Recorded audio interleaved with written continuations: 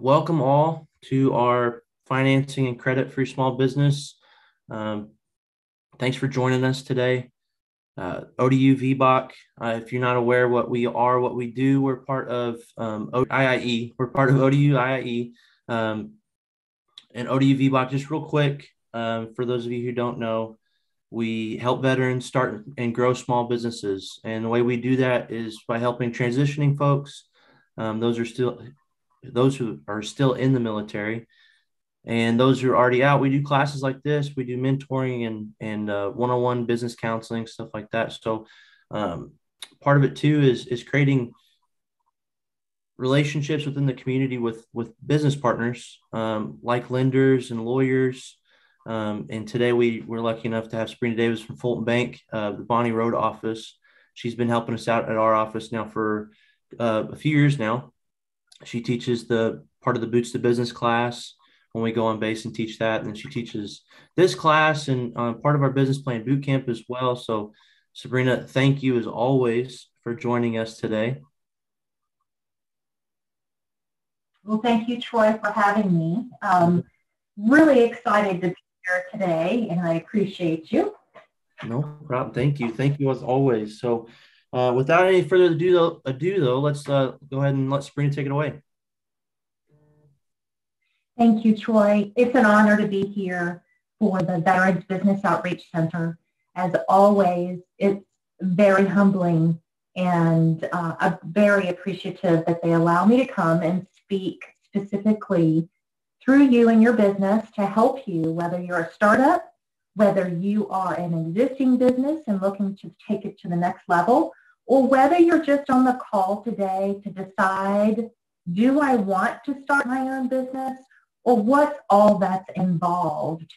So today's agenda is discussing financing your business venture. So I'm going to take you on a journey and have you follow me as a mindset of a banker.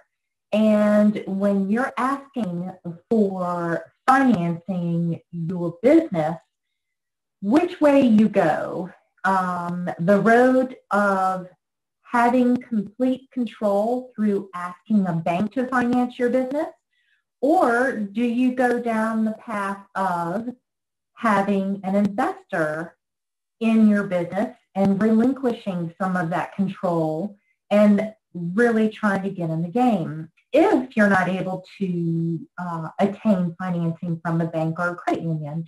And we're really going to take a deeper dive of what the bank thinks and what they look at as far as strategic steps of whether we approve your loan or decline it, and or if you decide to go down the road of financing your venture through having an investor. There are similar ideals that they are looking at when they are looking to give you money or inject money in your business to get you off the ground floor or take it to the next level. So, and then furthermore, the last hour, we're going to be discussing the strategies of your personal business credit scores and your business credit scores. So there's personal credit scores, business credit scores. How does that all play in and is a factor to the bank? And what do we think through looking at business credit bureaus and personal credit bureaus, and what does all that look like? So I thank you for being on the call today. And today we're really celebrating the National Veteran Small Business Week. And I want to start by saying all of you on the call today who are a veteran, thank you so much for your service and your commitment and what you have done for our country. Without you, we would just be in a world of mess, I tell you. But anyway, I want to personally and sincerely thank you for being on the call today and want to create that value and make sure that I'm leaving you with some things to walk away with. So let me personally introduce myself before we get started. My name, as you know, Troy mentioned, is Sabrina Davis. I am a financial advisor, small business relationship manager, vice president of Fulton Bank in the Hampton Roads area, with a strong focus on Virginia. And Fulton Bank has footprint, as we are larger than medium bank. Our footprint is Maryland, New Jersey, Delaware, Pennsylvania, and Virginia. So I'm going to be represented by the company and the journey that I've been on with my career with Fulton Bank, because Fulton, in my opinion, is unmatched when it comes to help startup businesses and or more advanced businesses with either conventional financing or small business administration financing, because we are a preferred lender when it comes to SBA government-backed loans, and we really strive to do what we can in each community that we serve to help those businesses finance their business venture. And if it is a not now decline, how can we help you get to an approval? And we really care. And that's really our motto. And that's one of the reasons why I volunteer my time for the Veteran Business Outreach Center, because there are some additional guarantees, or not guarantees, additional bells and whistles that we offer for our veteran-owned businesses. To give you an example, we waive the SBA packaging fee when it comes to any veteran-owned business of 51% or more. The other opportunity that you have being on the call today is understanding that SBA will waive their fee, and that could be up to 3.75% for the Small Business Express line and loan, if that is one of the products that you are interested in. But SBA plays a large part in our community. If you cannot get conventionally financed, it's a great strategy and backup to say, okay, let me get in the game and let me go down the road later and figure out if there's other options. But SBA is a great resource for financing. You know, Fulton Bank has been in business for over 144 years, and serving our communities is not just about doing business. It's about relationships. You know, and at Fulton Bank, our positioning statement guides everything that we do, our commitment statement. So, you know, as a banker and a financial advisor, as I serve Fulton Bank and represent Fulton Bank, you know, I like doing business in a way that it's how I would want to be treated. And, you know, that first starts by looking at any short or long-term goals that you have, getting to know you and your business, and really coming up with a good strategy and how I can help you prosper and be as successful as possible. So you have these resources like the Veterans Business Outreach Center. That's fantastic. They serve a huge community, and we're here to help our veteran-owned businesses with pointing you in the right direction, at least giving you an idea of how to overcome whatever objection that you're having, or to successfully journey through your business and making it as successful as possible. So that is discussing what the agenda is, also talking about who I am and who Fulton Bank is. And now let's go ahead and get started with the material that we have to present today. Thank you again for your time that you're committing. And at the end, I want to have a little disclosure. Please put any questions that you might have as we are going through these presentations, because I'd like to be able to answer any questions that you might have with however much time we have left at the end of the presentation. So then what we do is Troy will look at the content and kind of give me an idea of what your questions are in the chat room in advance.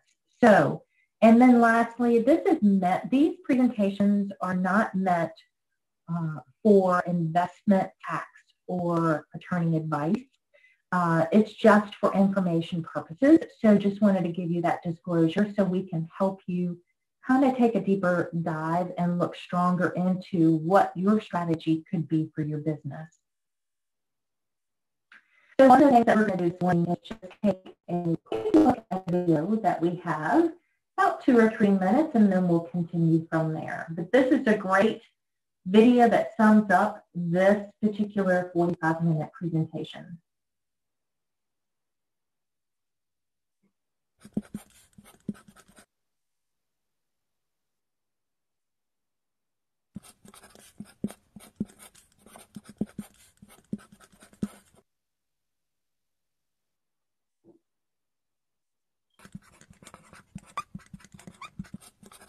Most young companies need money, which may or may not come as a big surprise, but they do. The number one source they get money from is from their own savings. Whether it's a few $100s or even thousands of dollars, that's what we tend to tap first.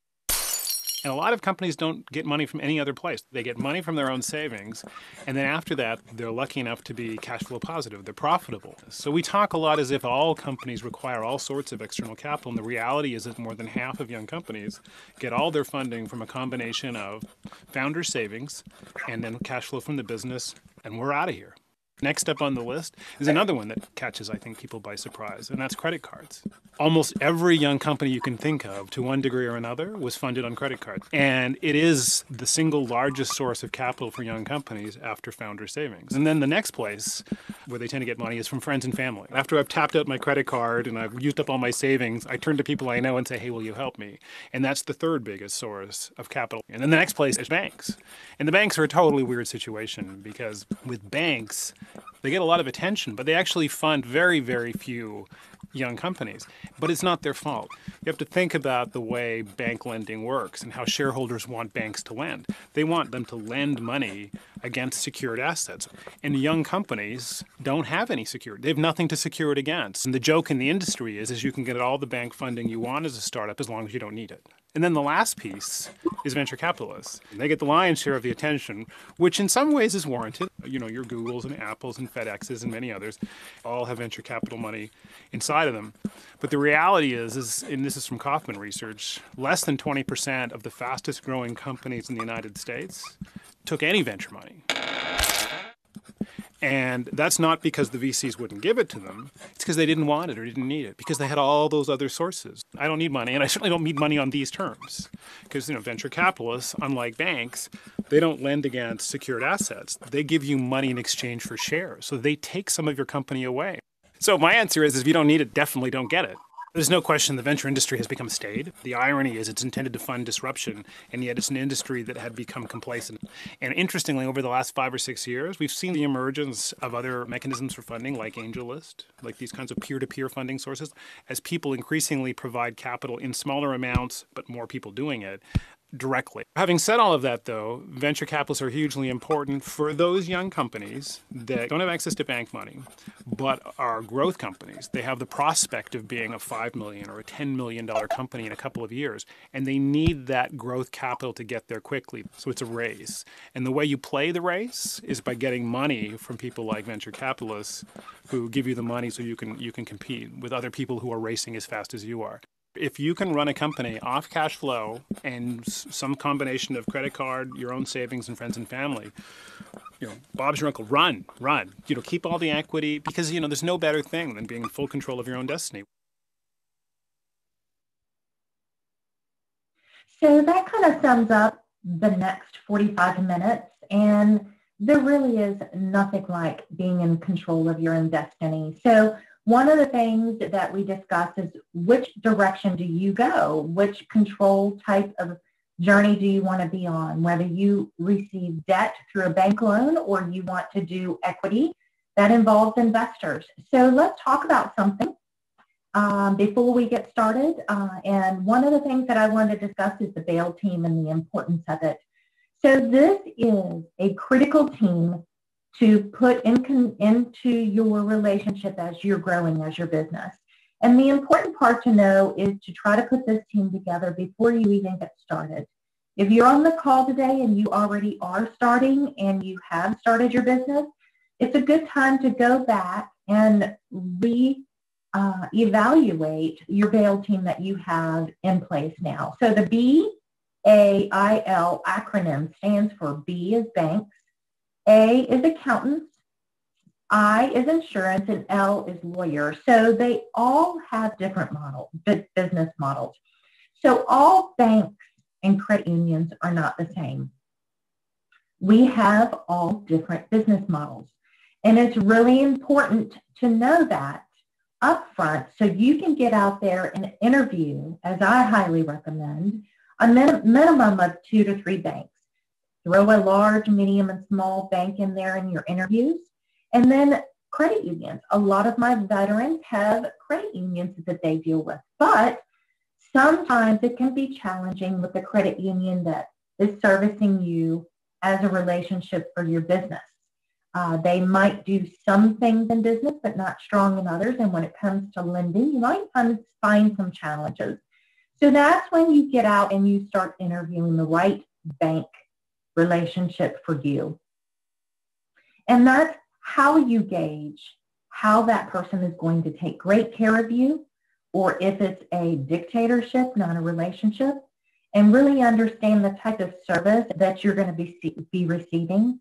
Because hear me when I say this, you deserve world-class service.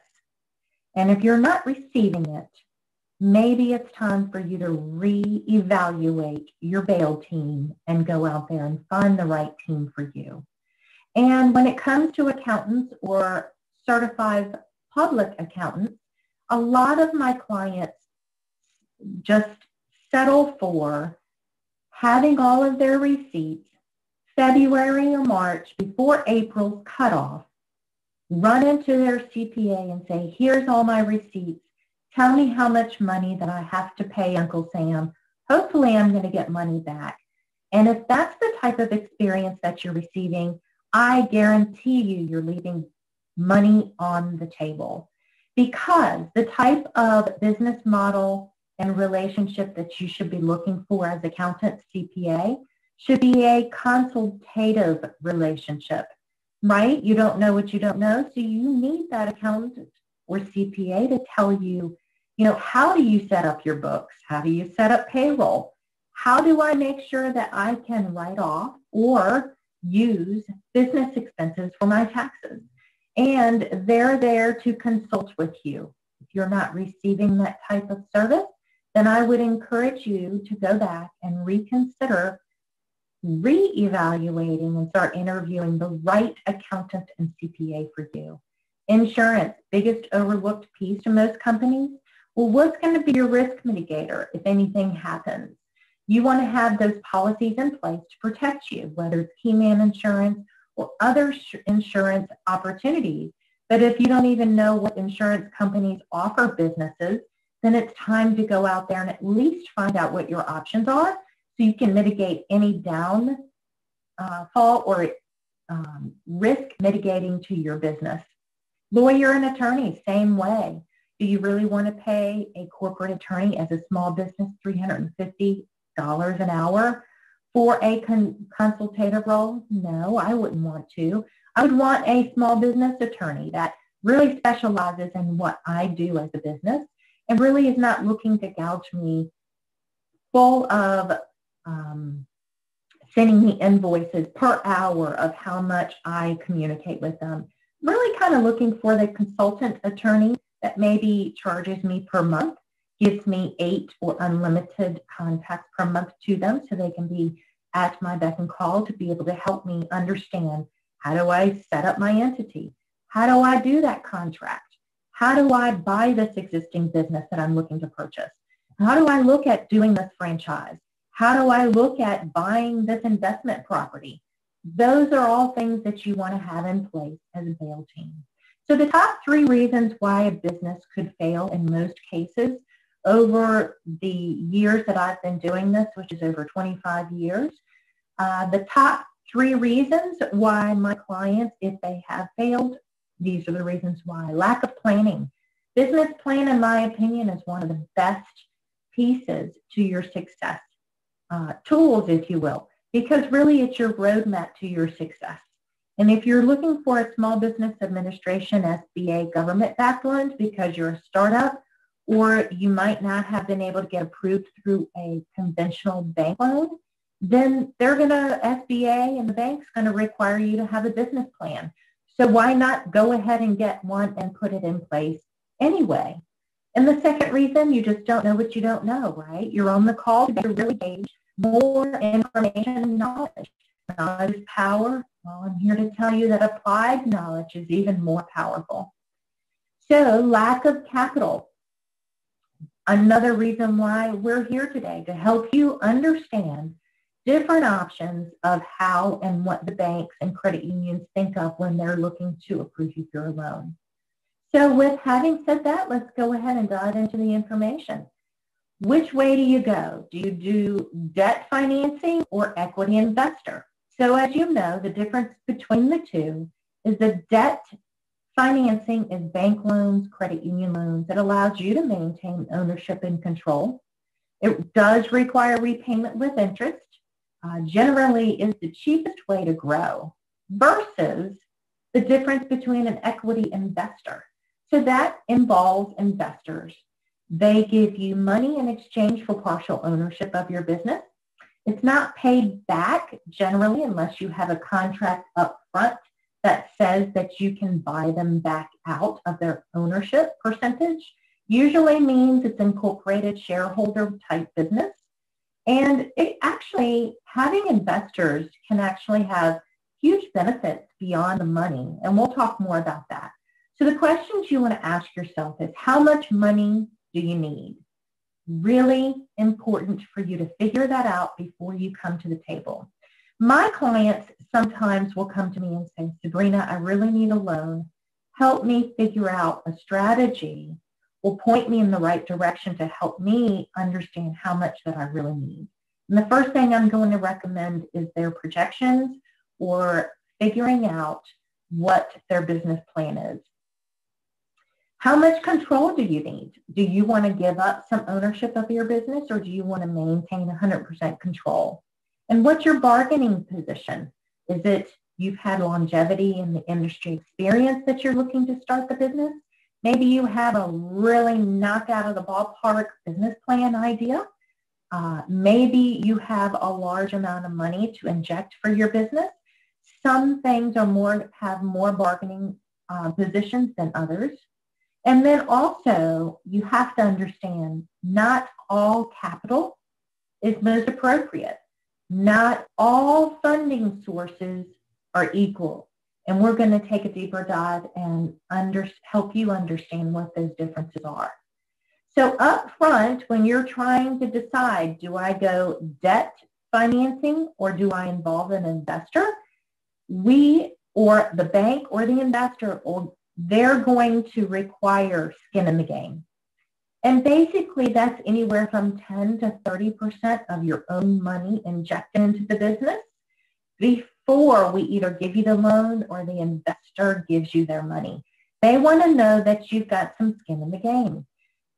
Different types of sources that you can use for injecting money in your business sometimes can be cash or savings that you have already established. If you're using equity in a home, make sure you get with your financial advisor, your trusted advisor, bank, credit union, and talk about, do you pull money out of the equity in your home to be able to use that as cash injection? Because SBA has some guidelines and rules that you have to follow. So that's why it's so important to get your banker or your trusted advisor in the game early on to discuss that. Some of my clients end up using family or friends. Again, get with your trusted advisor to talk about friends. Family makes sense to Small Business Administration. They know that they have a vetted interest in your success as a family member. But when it comes to a friend, the question is, do they have any involvement in the business, or are they just an investor? So those are all things, if they are looking to help you with injecting that external funding into your business for debt reasons, and if you're going SBA, again, consult with your financial advisor before you make those decisions.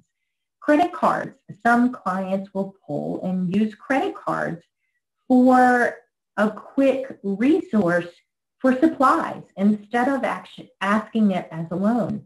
Because credit cards, I'm going to give you an example. Fulton Bank has a 20 months no interest, no annual fee, and you can even be a startup company and receive a credit card limit up to $50,000. So just because you can doesn't mean you should. Again, consult with your financial advisor, your trusted advisor and banker before you make that decision. Equities and stock portfolio and retirement accounts. Sometimes there are 401ks that you can do a margin loan with. Again, consult with your financial advisor. Retirement accounts, I try to stay away from pulling from your retirement account and try to use the bank's money way before you use your retirement money. If we have to go down that road, then we will really look at exhausting any other opportunities for your skin in the game before you actually go down that road.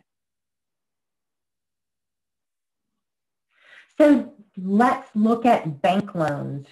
That's the journey of going down the road of debt financing. Remember, it gives you 100% control, and there are some different resources out there for debt financing. There's credit cards, as it mentioned in the video. It's the #1 source of funding a business. And the reason why is because it's typically easier. You don't have to provide, in most cases, tax returns, W-2s. You don't have to be in business for a minimum of 2 years. It's really based solely, in most cases, depending on what type of credit card that you apply for, your personal credit score. And we'll talk a little bit more about that and the importance of it later on in our presentation today. The second type of business financing is business line of credit. Term loans, fixed rate, fixed payment, SBA guaranteed back loans, and microloans or leases. So what is SBA guaranteed back loans?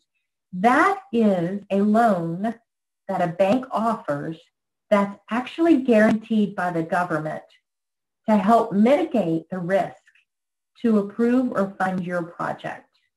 If you cannot be conventionally financed because you're a startup business, or maybe you're not a startup business, but your tax returns are not real strong, or maybe you're looking to buy a business or a franchise, then SBA is a great resource for you. So one of the questions as you're interviewing the right bank on your bail team is, do you offer SBA guaranteed back loans? If you're in that situation that I just mentioned. Now, SBA guaranteed back loans does not serve investment property. So if you are an investor, whether you're purchasing an investment piece of property and you're flipping it and you're going to sell it, or you keep it and want to rent it out, SBA is not an option in that particular case. We have to look at other financing options for the bank. And then microloans and leasing is where if you're looking for something as a smaller injection into the business, a smaller project. Leasing, which is just a business loan for equipment, you've been in business for a minimum of 2 years, gives you 100% financing. You don't need that skin in the game. And then microloans, if you've been in business for 2 years, there's a Small Business Finance Authority that offers some options there for small microloans. SBA is a microloan as well, has that option or opportunity. SBA offers Veteran Advantage Guaranteed Loans and Lines of Credit, and it's called SBA SBA loan. And reach out to me if you want to know more about that, because they will waive the SBA guaranteed fee And that is a large fee. And of course, on top of that, Fulton Bank, specifically for our Veteran Advantage programs that we have for 51% owner of a veteran-owned business, will waive the application fee. And that could be upwards of $1,500 to $2,000. So those are all great resources for you being on the call today as a veteran-owned business, and strategies where it can save you money at the end of the day. So let's look at what the banks and credit unions are looking at, 8 factors to help decide if you're approved for your business loan or line of credit request. These are the 8 factors. Typically, you'll hear the community talking and speaking on the 5: character, capacity, collateral, capital, and conditions. But there's really 8 in my opinion. Add cash flow, commitment, and credit to help the lender decide on your loan request. But let's take a deeper dive and look at each one of these factors.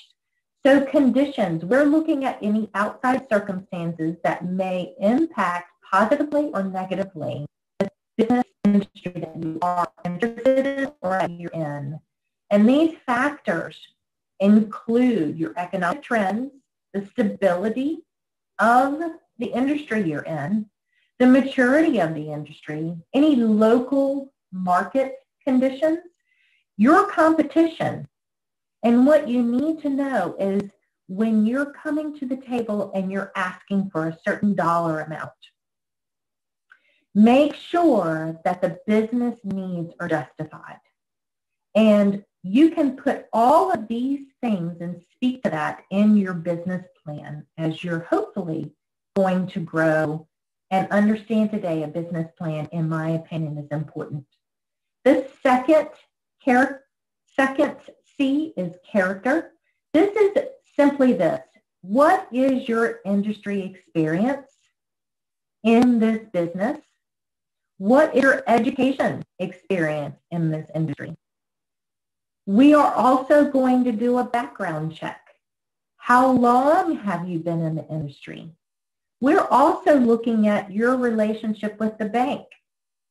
If you are coming to Fulton Bank and you're asking for a loan, it's not going, we will not decline you because you don't have a relationship, but we're going to ask you about who you have your relationship with. And of course, we want to win that business as well. But in some cases, it can be stronger if you have the existing relationship with the bank, but not necessarily the reason for the approval of decline. We look at all 8 C's. And in this particular C, the character really equates to a lot of different things: knowledge, competence, advanced training, your experience, the ability to run this business, what you're looking for on growth, what really are all your skills. The next C, we're talking about collateral. In some cases, if you're a startup business, the bank may look for collateral. If you don't have collateral as a startup business, then we look at outside source of income, and we're going to talk about that a little bit later. But it can be overcome, the collateral piece, so it's important to get with your financial advisor and discuss if you can do that. So the questions you want to ask yourself: what type of collateral do you have to offer?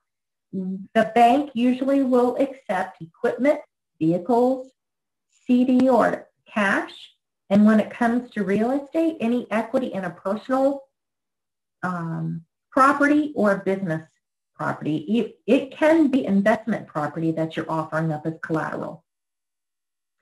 So what the bank looks at is what is its value, what are you trying to finance, what is the useful life of the collateral, what is the cost if you had to replace that collateral, or we had to be able to take the collateral, and do you have assets that can be claimed if you don't make any of your payments and you were having to walk away from this business venture. So an SBA is a great resource to mitigate some of the shortfalls of collateral. So most conventional financing is going to ask for 100% collateral. So that's why it's so important to find a bank that offers SBA financing. It's what I do personally as a career here with Fulton Bank, and I specialize in it. So please feel free to reach out to me if SBA is really something you want to consider as you're financing your business venture, whether you're a startup or you're an existing business and you're looking to finance a project. Or maybe you're on the call today because you're looking to purchase a business. Please reach out to me. I'm happy to help. Number 4 is capital and liquidity. This is that skin in the game piece that I was telling you about. Even if you're looking for an SBA loan, we require 10% minimum of your own cash injection. If you're looking to do conventional financing, you're probably looking at 20 to 25% of your injection.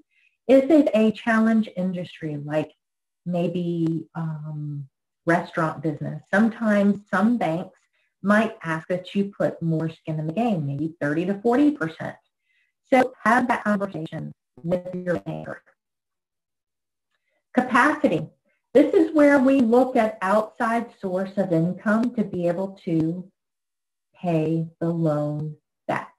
So we also are looking at projections. When you're a startup business or you're looking to acquire a business, and if you're looking to do SBA financing, we're going to ask you for up to 3 years projections, which is taking your best guess at all of your fixed and variable expenses, along with the income that you think that you're going to be receiving from customers purchasing your service or purchasing the product that you're looking to offer. So questions you want to ask yourself is, do you know how much you will need? Do you know what that payment is going to be? Do you know what your loan is all about? What is your primary source of repayment? And do you have a secondary source of repayment or residual income? If you're a veteran-owned business, sometimes you may have been retired from the business or receive a discharge from the military. And maybe you have retirement income or even Social Security, or maybe you have an additional guarantee on your loan request. And all of those could be outside source of income for your business.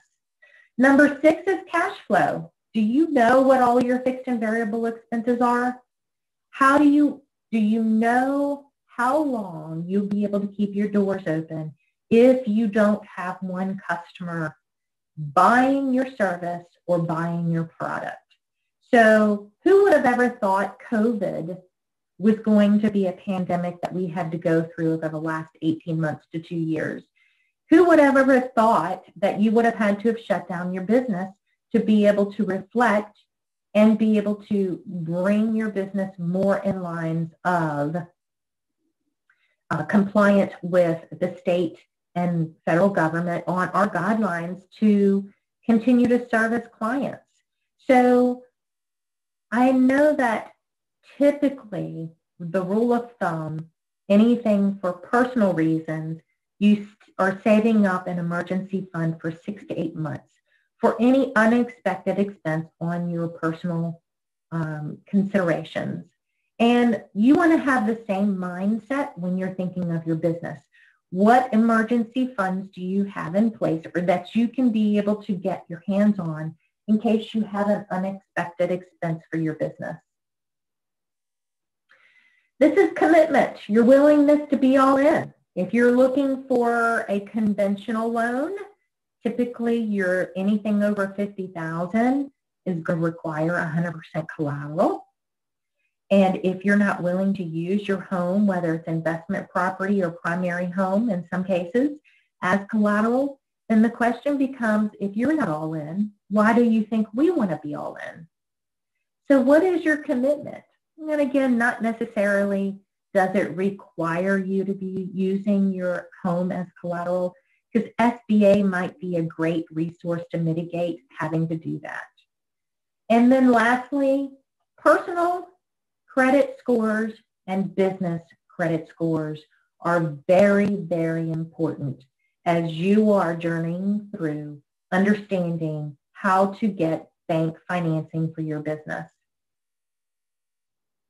What does your credit score really mean to the bank?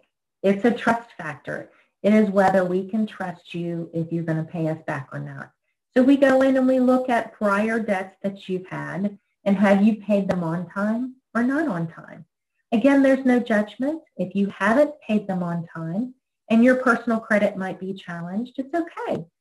We need you to get that right because it could have been a job loss unexpectedly. It could have been unexpected medical expenses. It might have been an unexpected divorce.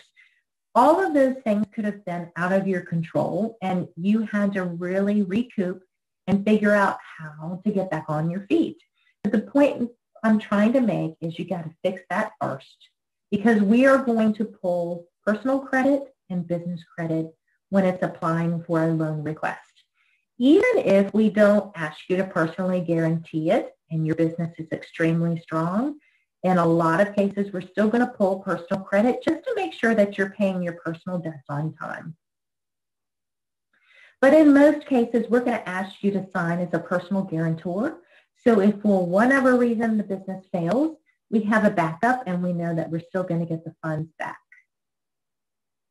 So the question is, are you building both personal and business credit? In the next module, we're going to talk specifically about how to build business credit. At the end of the day, what's most important to the bank and credit union is that we get our money back. So we're looking at all of those resources to be able to do that. All of those C's are factors that we take in consideration to approve your request. It's not just about you having a good score. It's about all the 8 C's that we just reviewed. So wanted to give you additional products to think about as you are creatively looking for strategies to finance your business. We talked about credit cards as a great strategy. You know, credit cards were never meant for long-term financing. They were only meant for short-term financing. So keep that in the back of your mind. If you are going to be using business or personal credit cards for your business, then make sure you have a strategy to be able to pay that off in a certain amount of time of 5 years or less. If your term is really that you're not going to pay it off 5 years or longer, then you may want to reconsider and look for a fixed rate, fixed payment installment loan instead. So this takes us down the road of equity funding your business, which is involving investors. So the question becomes, how much control do you want to have over your business? So we're going to talk about crowdfunding, angel investors, venture capital, and we're really not going to spend much time on private equity because that's typically for multi-million-dollar businesses. So I'm going to really hang my hat around crowdfunding, angel investors, and venture capital. So I want to also disclose to you that I'm not the expert in investors, but I give you these options so you can go and do your homework and decide if that's a good option for you. I will tell you that in most cases, my clients will seek funding through banks and credit unions before they go down the road of equity funding.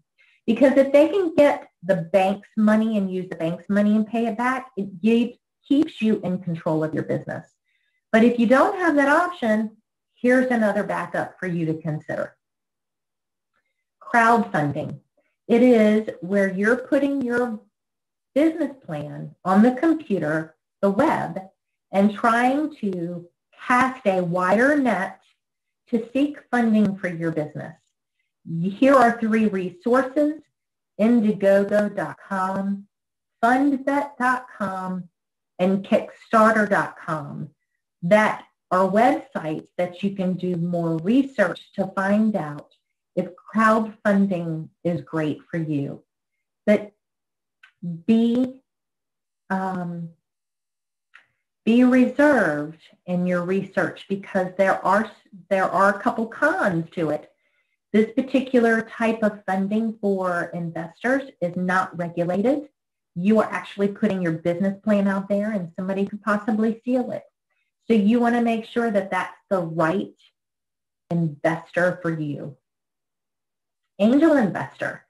This is a great resource as you can consider additional benefits more than just injecting cash into your business and the investor owns a piece of your business. They can serve as a mentor. Typically, if they're willing to invest money into your business, it's not their first rodeo. They've invested in the type of business that you have many times over and been successful. But they, for whatever reason, like your business plan. So you can look for additional asset diversification. You can look for professional advice, access to entrepreneurial community and network, huge potential returns with angel investors. The angel investor typically wants to get in, get out, and get a large return on their money.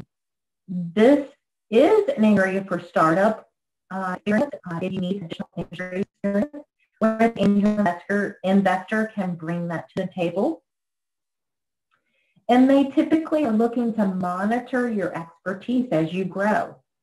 So angel investors are a great opportunity to look for additional funding for getting your business off the ground or looking to help fund a project that you're looking to grow your business. Angellist.com is a great resource to do some more research on if an angel investor is something you're looking to accomplish. So venture capitalist, this is your Shark Tank. Most of you probably on the call have had some interaction with Shark Tank, that TV show. I think it's really a great idea of showing different venture capitalists on the panel to be able to, in some cases, inject money of their choosing for whatever business they choose to do. So this is an example. You know, Sam has a great idea, but they could not get the bank to fund their business loan to get them off the ground for their business. So they seek out a venture capitalist and find Sue. Sue really likes the idea that Sam has, and she wants to invest $1 million into Sam Incorporated, which is created. Sue will own, as a venture capitalist, 60%. Sam owns 40%. So that gives Sue full control of the business. So they go into business together, and Sam's products sell extremely well. But Sue realizes a few years later, Sam's products have really peaked. Time to get out. So Sam Incorporated is sold by Sue for $25 million. And then Sue takes 60% of the earnings, and Sam takes 40%. And they move on. And maybe Sam at that time can start an additional business with the 40% he was able to walk away. So the key takeaways to this particular module: plan for your future growth. It's really important. Get your bail team in place. You need to know how much control you want. You want to understand how much control you need. And a business plan is required by investors, and if you're looking for a government-backed loan. Some financing is suited for startups and others are more for growth. So this is my contact information, and this is where I'm going to pause. Not when I'm sharing. Okay. The first one was, how can one obtain business credit if owner's credit score is mediocre? That one was earlier, so. Yeah, so that's a really great question. Thank you, Troy. And thank you for whoever put that in the chat room. The important thing to know is we're getting ready to talk about what range your score needs to be in order to be considered for the strongest possibility of being approved for a business request. But the importance is, and of course I do credit counseling. I don't do credit repair, but I do credit counseling. I'll sit down with you, maybe use Credit Karma and get an idea of what your score is, and then give you some ideas of things to make it stronger.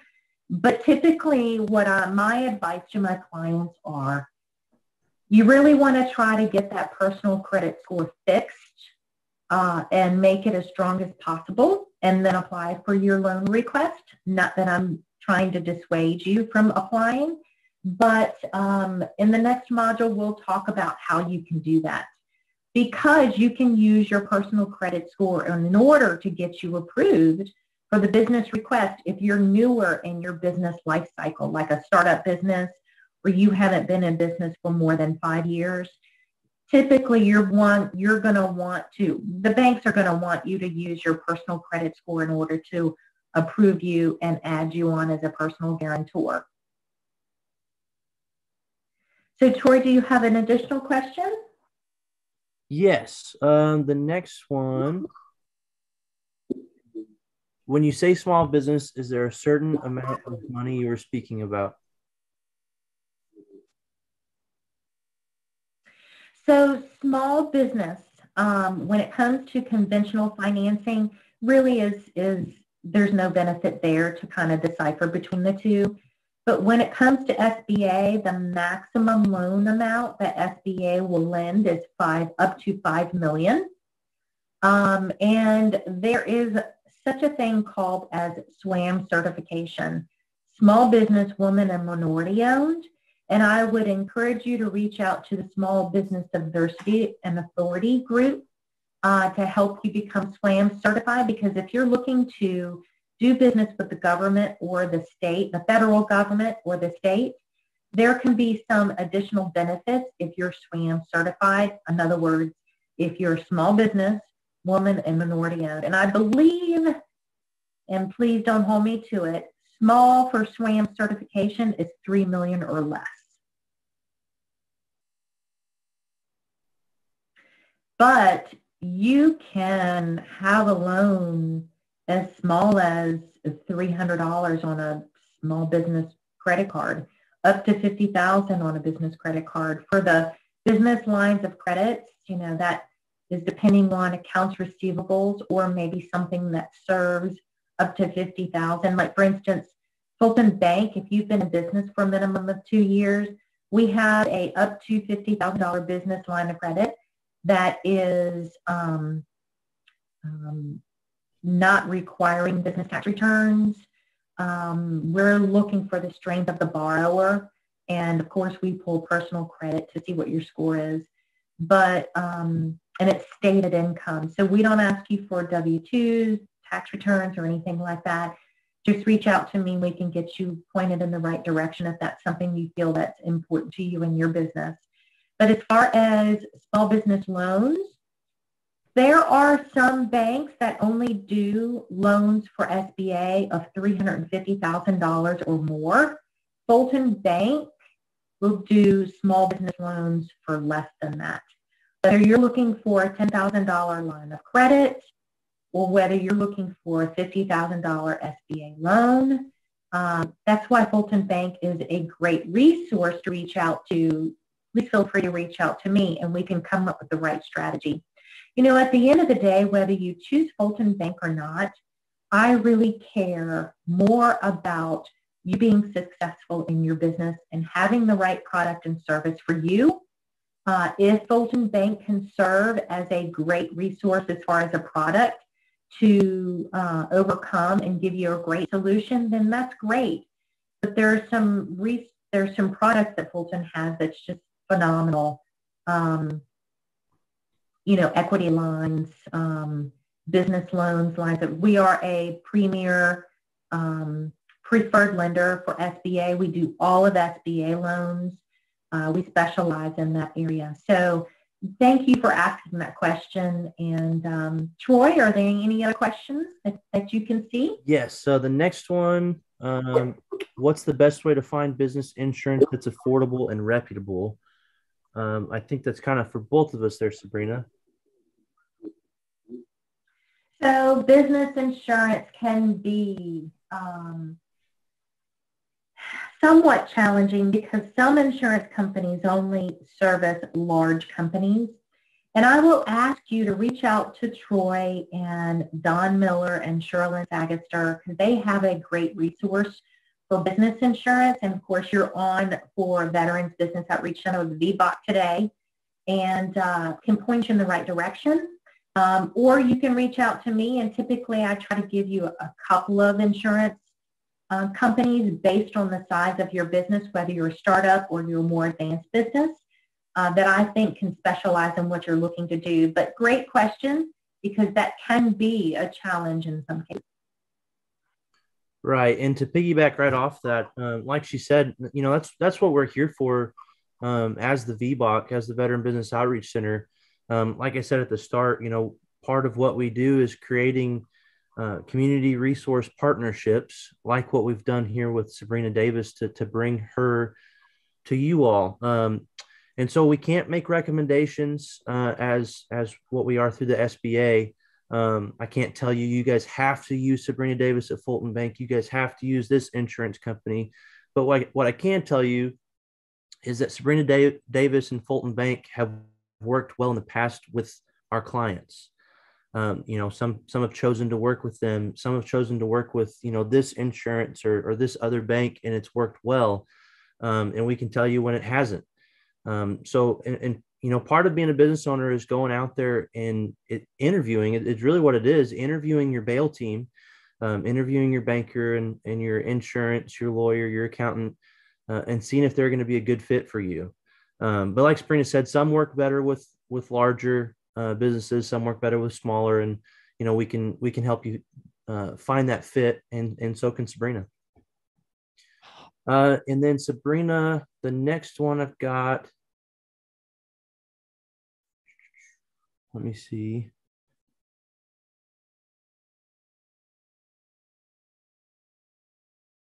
Where would we contact you about SBA guaranteed bank loan? Sabrina, I know you're going to share your contact info at the end of this, correct? I did, and I also put it in the chat room just in case as we go through you want to get that information and not wait till the end of the presentation. Perfect. Okay. How do you get business credit scores before getting a business loan, Sabrina? So we're getting ready to talk about that, and it's a really great question. I ask you to forgive me that I'm going to divert that to the end of the presentation, and then if you have additional questions, please feel free, and I encourage you to ask me any questions specific to the business credit as I go over a lot of details, which is tough to find in the market, in the community, and I think you'll be really pleased, but it's a great question. Perfect. I think the next few are going to be about credit, and that's going to be our next portion.